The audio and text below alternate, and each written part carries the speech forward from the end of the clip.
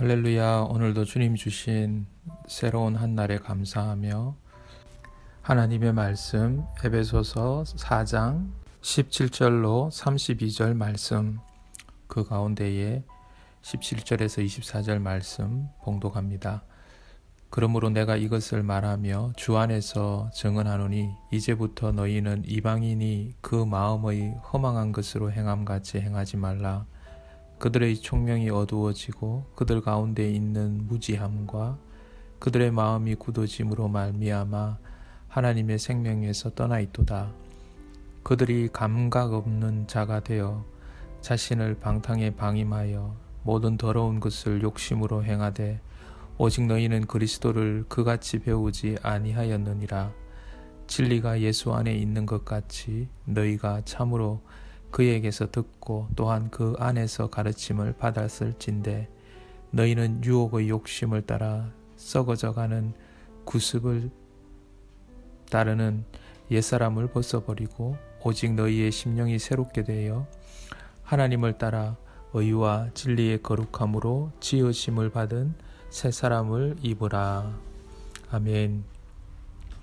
오늘 말씀으로 옛사람과 새사람이라는 제목으로 말씀 증거합니다.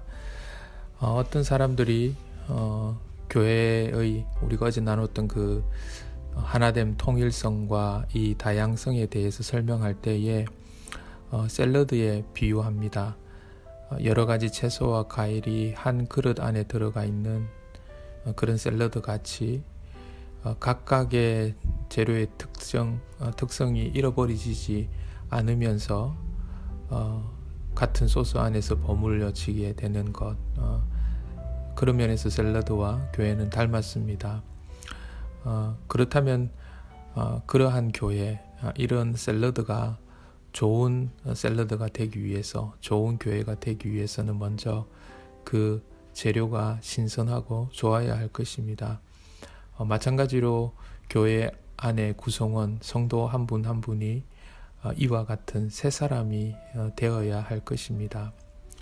오늘 바울은 우리 성도에게 옛사람을 벗어버리고 새 사람을 입어라 라고 그렇게 권면합니다. 오늘 17절에서 24절 말씀 가운데에 그렇게 권면하면서 먼저 그러면 옛사람을 벗는다라는 것은 오늘 22절 말씀 가운데에 유혹의 욕심을 따라 썩어져가는 구습을 따랐던 바로 그러한 삶을 벗는다라고 표현하고 있고, 그리고 하나님의 의와 진리의 거룩함으로 지으심을 받는 것, 그것으로 살아가는 것이 바로 새로운 사람으로 살아가는 모습이다라고 말하고 있습니다.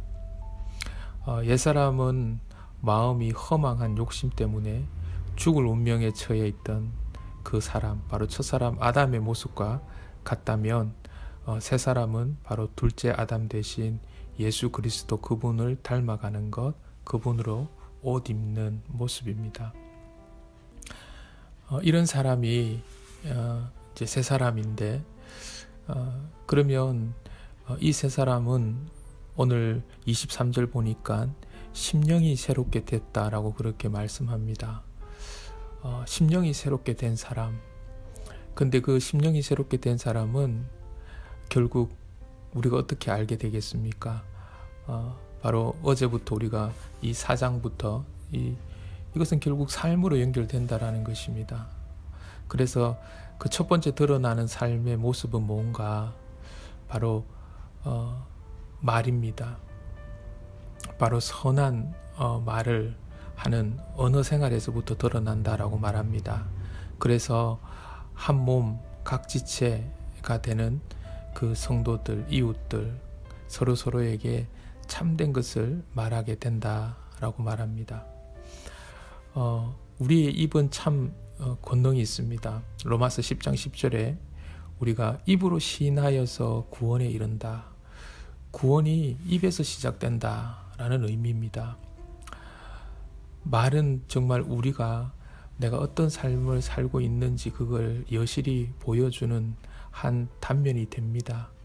그래서 우리는 더러운 말 없이 하고 덕을 세우는 말을 하고 은혜 끼치는 말, 이게 결국 구원의 말인 것입니다. 이것을 해야 된다, 한다라고 그렇게 말씀합니다. 두 번째로는 분을 내어서 분을 우리가 안 내지는 못하겠죠. 하지만 이 분이 죄로 이어지게 해서는 안 된다라고 그렇게 말씀하고 있습니다. 26절 보니까 분을 내어도 죄를 짓지 말며 해가 지도록 분을 품지 말고 라고 말씀합니다. 또한 야고보서 1장 20절 말씀에는 우리 사람이 화내는 것, 성내는 것이 하나님의 이 의를 이룰 수 없다라고 말씀합니다.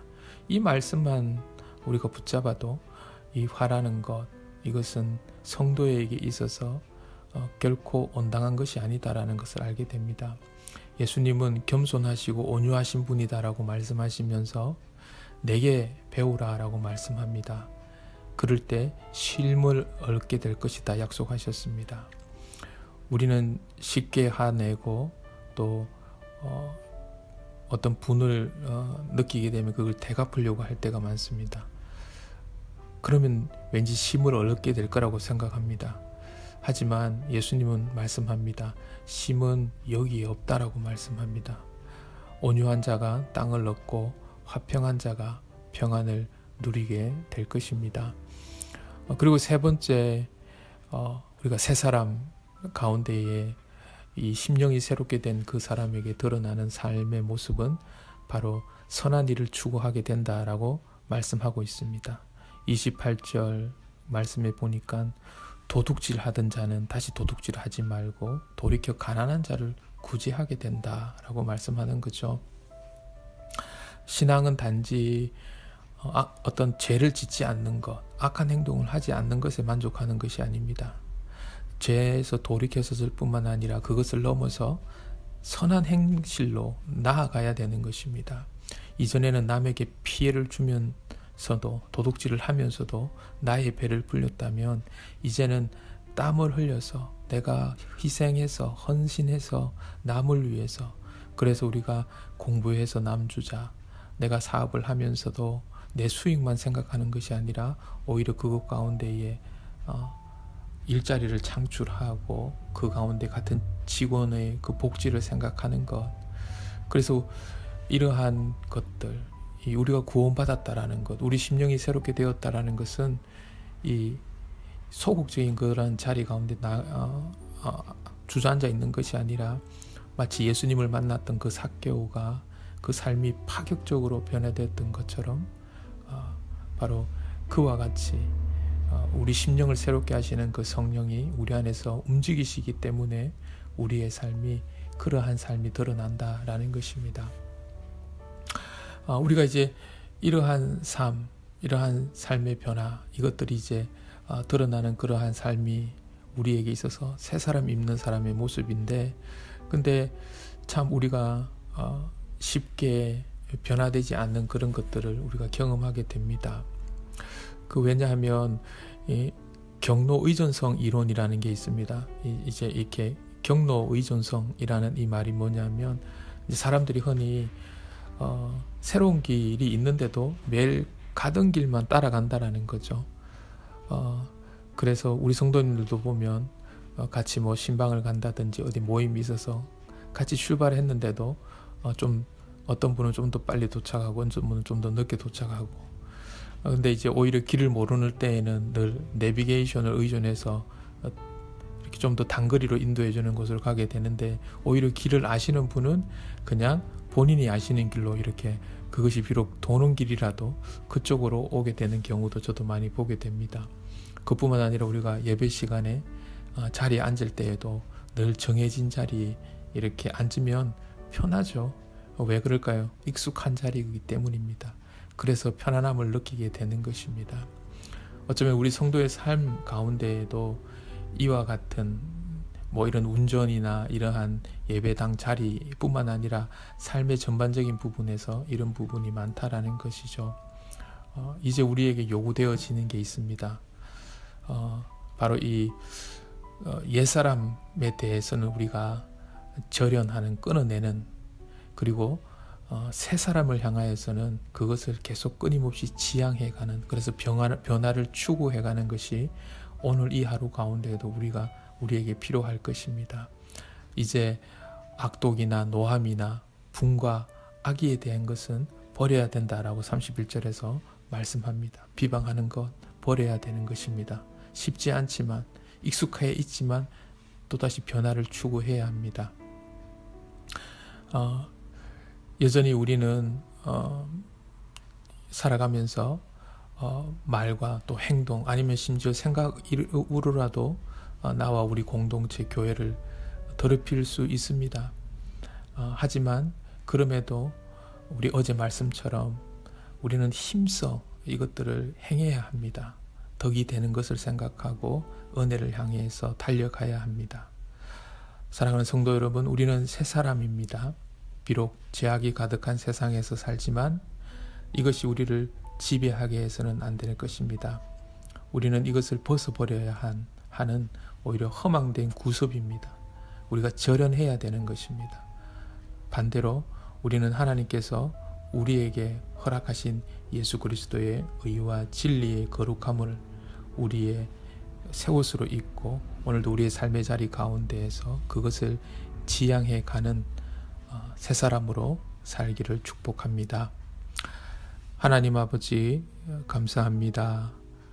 우리의 헌옷 옛사람 하나님께서 벗어낼 수 있도록 예수 그리스도를 우리에게 새 옷으로 허락해 주셔서 오늘도 우리의 삶의 자리 가운데에 새 사람을 힘입고 또 그 새 사람의 삶을 지향해 갈 수 있는 그러한 은혜가 하나님 우리의 힘과 노력이 아닌 하나님께서 우리 안에 오셔서 새로운 피조물로 인쳐주셨고 또 우리 안에 함께 하시는 그 성령님께서 그것들을 감당할 수 있는 근원이 되셔서 오늘도 우리의 삶을 향하여서 응원해 주셨을 때에 그 주님의 목소리와 함께 발 맞추고 함께 즐거워하며 함께 동행해 나갈 수 있도록 하나님 그와 같은 성도의 삶이 되도록